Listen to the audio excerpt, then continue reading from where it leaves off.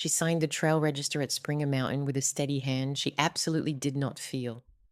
Mara Bell, 33, lifelong procrastinator, chronic self-doubter, woman who had spent months convincing herself she'd never actually go through with this.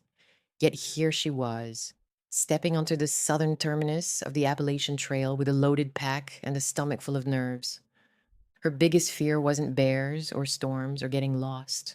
Her biggest fear was failing, turning back early, proving herself right about all the wrong things.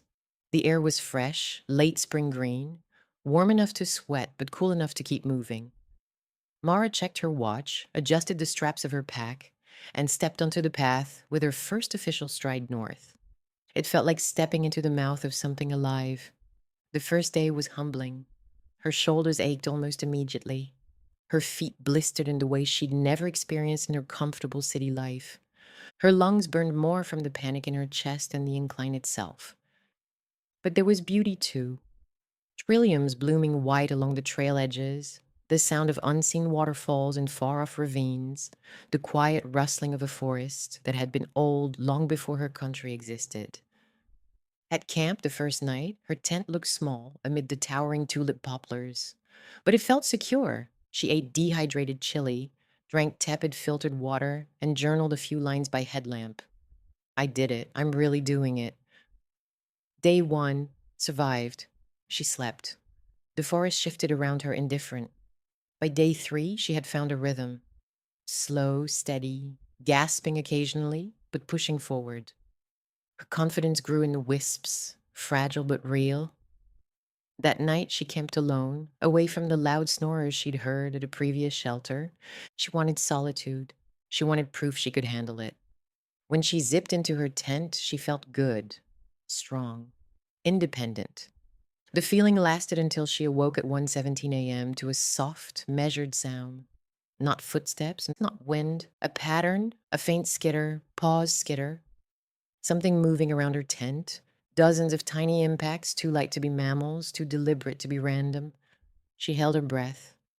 Through the mesh at the tent's edge, she saw movement, quick, stuttering, low to the ground. A spider, then another. Wolf spiders, she guessed. The Appalachians were full of them, harmless. But these weren't behaving normally. They weren't hunting. They weren't fleeing. They were moving in a looping pattern around her tent, circling it like they were tracing her boundary. She closed her eyes and pretended not to notice. Eventually, the sound faded. In the morning, when sunlight hit the dewy leaves, she unzipped her tent and stepped out.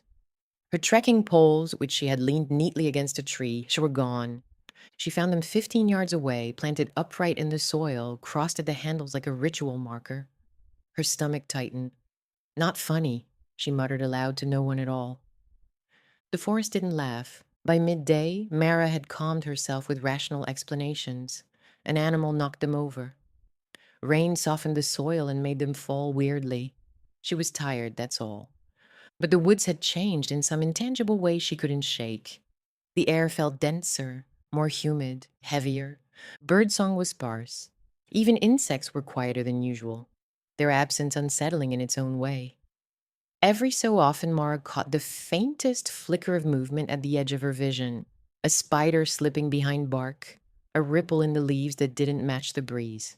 She kept talking aloud to fill the silence. At least it's not raining. At least the weather's holding. At least I brought extra socks. The forest didn't care. When she stopped for a snack break on a mossy rock, she noticed something near her boot, a clump of webbing half hidden under a root. It wasn't a classic orb shape.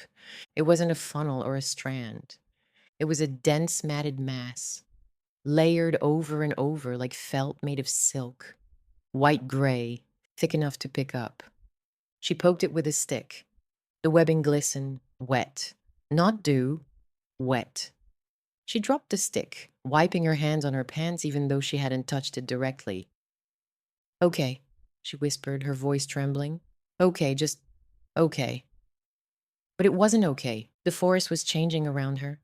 By late afternoon, the trail dipped into a hollow where old trees leaned like crooked old men. The light thinned, turning the woods dusky even before sunset. Mara saw something half off the trail in a hiker's boot, men's size, clean, untouched by rain or animals. Beside it lay an expensive-looking water filter placed carefully atop a flat stone. She stared, throat closing. Missing 411 cases sometimes describe this exact thing. Perfectly arranged belongings of the missing. Folded clothes, single boots placed like memorials. No one else was near, no voices, no tracks, no sign of struggle. She backed away. Her heart was pounding so hard she tasted metal.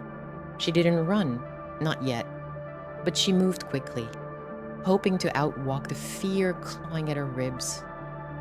She camped early that evening, exhausted beyond reason, hands shaking as she hammered tent stakes into soil that felt damp and soft, too soft for the day's weather. As the woods dimmed, she forced herself to eat. Her body felt wrong, jittery, sensitive, her senses stretched thin. She crawled into the tent and lay staring at the fabric ceiling. Minutes passed, and then tap. A light, crisp sound above her forehead. Then another tap, tap, screw. A scatter of tiny impacts.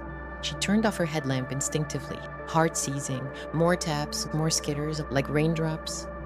Except it wasn't raining, and raindrops didn't move in orchestrated patterns. She held very still as something dragged lightly across the nylon. Then another thing, then many feet, dozens of them, each no heavier than a fingertip but unmistakable. She couldn't see their shadows in the dark, only imagine them. The silence between the skitters was worse. At one point, something on the roof pressed down, a point of pressure, testing the fabric, then retreated. Her throat was too tight to scream. She didn't dare move, and if she made a sound, she feared the whole tent would collapse under a cascade of legs. The tapping went on for what felt like hours. When it finally stopped, she kept her eyes open until the morning. She cried silently, and not from pain, not from fear alone, from the knowledge that she was being studied. At dawn, she crawled out, her limbs trembling with exhaustion. Her entire campsite was untouched, except for one thing. A circle of small stones had been placed during the night around her tent. 12 stones, perfectly spaced, almost geometrical. At the center of the circle lay her compass. Her compass, which she had zipped into an interior pocket of her pack. The pocket was closed and her mouth went dry. Something had come inside her tent. Something had moved silently, manipulated objects, and performed a deliberate arrangement. She almost vomited from the panic. She didn't pack neatly. She shoved, stuffed. Her hands shook violently.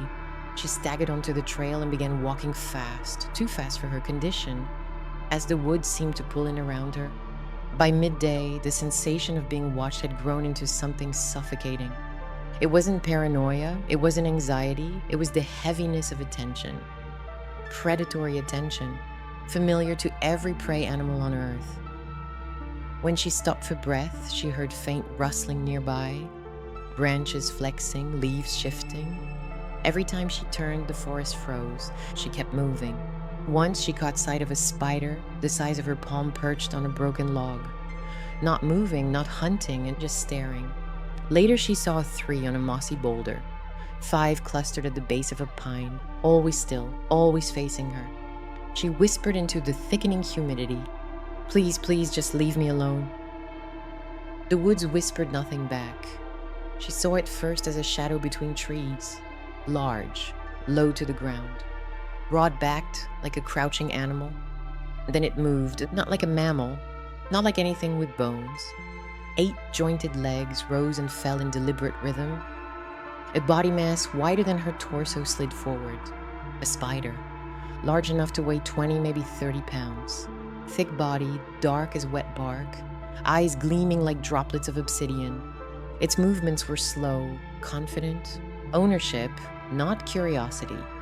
The smaller spiders around it froze, as if awaiting instruction. Mara's breath hitched, her bladder nearly let go. The spider didn't approach. It simply watched, as if deciding. Then it lowered its front legs, tapping the soil twice.